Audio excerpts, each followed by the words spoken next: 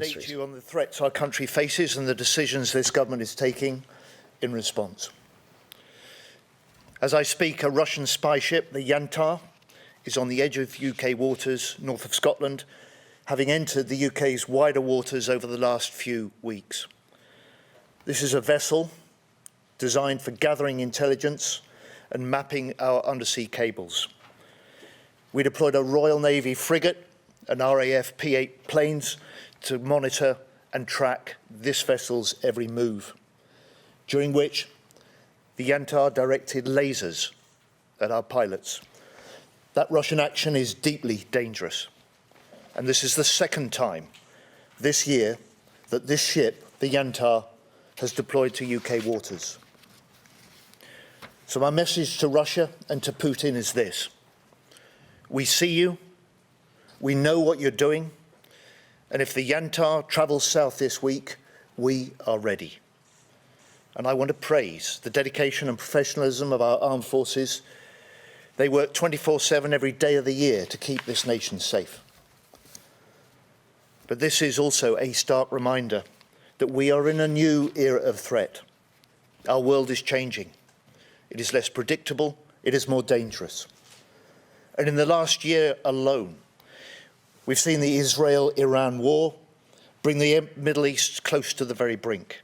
Armed conflict break out between India and Pakistan. Chinese spies targeting our democracy at home. Putin escalates still further his war in Ukraine. And in just this last year, we've also seen Europe's skies plagued by drone disruptions. We've seen Russian incursions into NATO airspace double, and we've seen 90,000 cyber attacks on the UK defence system alone.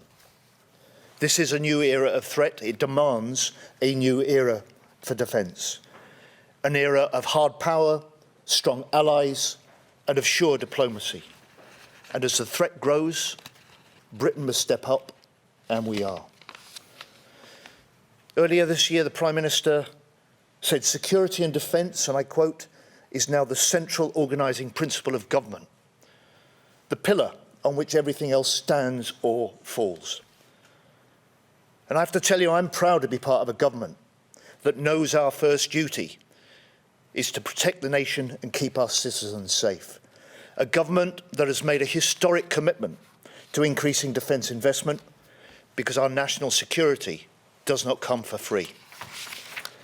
So today I will set out how the choices being made by this government before, during and beyond the budget are essential to match these rising threats, how the fantasy savings promised by opposition parties and their record of undermining defence would leave Britain underprotected, and also how this investment comes with a fundamentally new Labour approach, a defence dividend that is already boosting British industry, British jobs, British communities.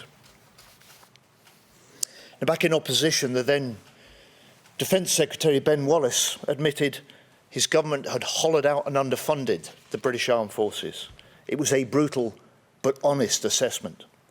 Defence budgets were cut by £2 billion, but in the first Conservative year, by £12 billion, that's over 20% in their first 5 years in government.